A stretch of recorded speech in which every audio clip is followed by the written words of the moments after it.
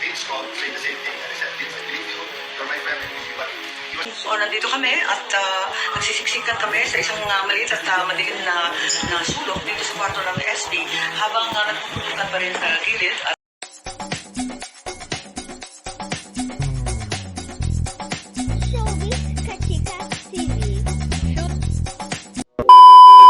Hello mga kachika! Kagabi nga May 13, 2026 around 7:43 PM ay talaga namang naging usap-usapan nga sa social media hindi lang dito sa Pilipinas kundi sa buong mundo ang ating bansang Pilipinas dahil nga sa naganap na barilan, putukan at komosyon sa Senado na talaga namang tinatanong nga ng lahat kung ano nga ba ang nangyayari. Ayon nga sa balita, nagugat nga daw ang tensyon dahil nga sa nakaambang pag-aresto kay Senator Ronald Bato de la Rosa ukol sa warrant na inisyu nga ng ICC or International Criminal Court.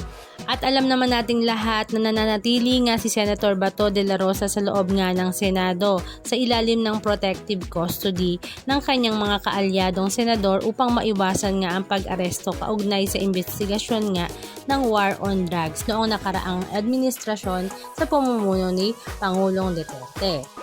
At ayon naman kay DILG Secretary John B. Cremulya bandang 7:46 PM nga daw ay may mga armadong lalaki na nagtangkang pumasok sa ikalawang palapag ng gusali na hinarang naman nga daw ng OSAA or Office of the Sergeant at Arms at nagpakawala ng warning shot. Dahil dito umurong ang mga salarin sa likod ng gusali at nagpaputok ng walang pakundangan. Bagamat nagkaroon nga ng putukan sa loob ng Senado, ang kalagayan naman ng mga senador ay ayos naman. Ligtas naman daw ang lahat at walang nagsugatan or wala ring namatay.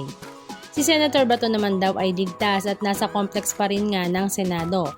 Ayon naman kay Senator Amy Marcos, lahat nga daw sila ay nagulat at talaga namang nagtataka nga daw siya dahil wala naman daw umaamin kung sinong may kasalanan sa nangyaring putukan sa loob ng Senado. Dahil iginigiit nga ng gobyerno or administrasyon ni Pangulong Bongbong Marcos na wala nga daw silang kinalaman sa nangyaring ang putukan. Maging ang ahensya nga daw ng National Bureau of Investigation, Philippine National Police or Militar ay wala nga raw kinalaman sa naganap na putukan. Nauna na nga daw inutos ng NBI na mag-stand down kasunod ng naging resolusyon ng Korte Suprema. Sa ngayon nga ay nakataas sa full alert ang PNP at nagsasagawa nga daw sila ng parallel investigation kasama ang Senado gamit ang mga CCTV footage upang matukoy kung sino nga ba ang salarin.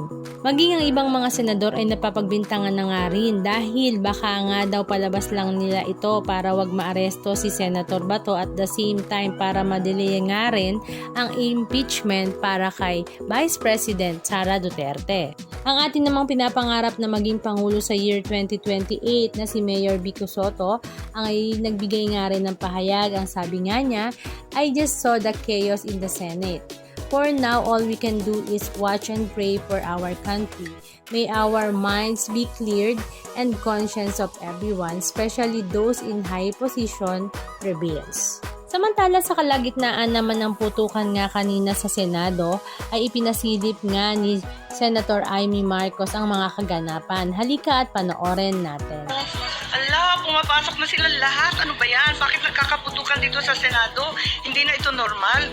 Ano ba naman to? Talaga bang dadakipin na kami lahat? Bakit kami pinagbabaril dito sa labas habang nasa loob mapayapang nagkukupo? Nandito kami at nagsisiksikan kami sa isang maliit at madilim na sulok dito sa kwarto ng SB habang nagpuputukan pa rin sa gilid at nagtutulakan pagkat pilit na pumapasok yung mga NBI kung kanilang mga kasamahan na may mahahabang baril dala-dala at pinagsuot na nga ako ng bulletproof ng aking mga security.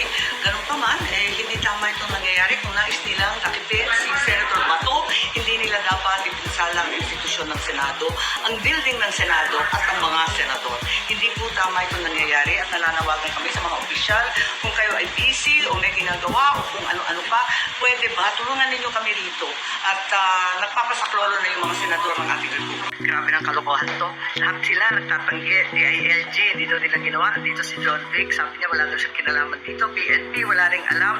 Ang NBI din, Marin, hindi rin nila alam. Pati ang ating Pangulo, sabi nila, hindi rin nila alam. Lahat walang may alam. Pero ang NBI, buong tapang na sumugod dito sa Senado, nagpaputok at kung ano-ano ang pinaggagawa. Kaya isang malaking himala ito nangyari sa Senado, isang kahiyahiyang pangyayari sa araw na ito. Sa kagustuhan lamang nila na manakip si Senator Bato na kayang-kaya namang gawin. Kumuha lang sila ng warrant sa isang korte na Pilipino. Hindi yung ganito na talagang tatakutin ng mga senador, magpapaputok, sisirain yung institusyon natin at magbibigay ng sadyang kahihiyan para sa ating bansa sa buong mundo. Dahil kami nagtataka at nagdatingan yung mga opisyal na kada isa, kanina, hindi sumasagot sa amin, deny to death sila. Sabi nila lahat na talagang wala silang kinalaman. Nag-umpisa sa ating PNP, dumating si John Vic Remulla, wala rin siyang kinalaman. Ganon din ang NBI, dead ma rin. Lahat sila walang alam, pero putukan tuloy-tuloy. Ganon din, kinausap pa si Presidente Bongbong, si BBM. Sabi din, hindi naman daw niya utos yun, ba't daw nagkaganon? Andito pa kami, kanina pa kami narito, pero talagang walang umaamin, walang may alam, lahat sila gulatan. Hindi ko maintindihan. Nako, nagkakaputukan na dito sa inyong Senado, amoy usok na sa lahat ng sulok, hindi namin mahanap ang aming mga kapwa senador at hindi kami makapaglabasan. Ay, eto, ang sabi nila, talagang denied to death. Pero, ang sabi ng NBI agent, inutusan daw sila personally and directly ni BBM, arrest Bato at all costs, kahit sino pa ang mamatay, kahit sino pa ang madali, basta pasukuin si Bato. Ngayon din, kaya di na namin maintindihan ano ba totoo. Mukhang wala namang nagputos nito. Bakit nagkaroon ng Senate siege? Okay, ngayon bibisitahin ko muna itong opisina ko. Hindi ko alam kung ano na nangyari sa aking mga tauhan. Kasi kanina nagputukan, patay lahat ng ilaw. Ngayon lang ako nakaakit eh. Grabe itong nangyari dito. Bakit naman inatake yung Senado? Hindi ko akalain na mangyayari ito dito sa Senate ng Republika ng Pilipinas. Ganito na lang ang turing nila sa amin at ang balita, palibasa lahat sila nagdi-deny. Ang next daw na sasabihin, gawa-gawa lang namin to para mahawakan ang liderato ng Senado at pagtakpan ang impeachment. Ano ba namang kalokohan to?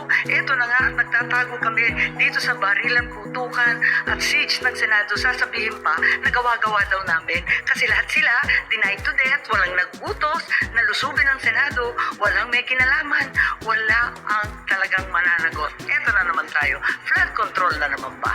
NBI na CA, confidential agent, na pinalikan yung kanyang tactical bag na siyang naiwan dito sa hagdan ng second floor kung saan nagmula yung putukan.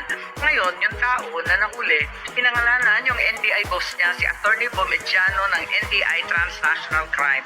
Kung sino man siya daw yung nag-order sa kanila na lusubin yung Senado at nakipin si Senator Bato. Ano man ang mangyari, sino man ang masaktan.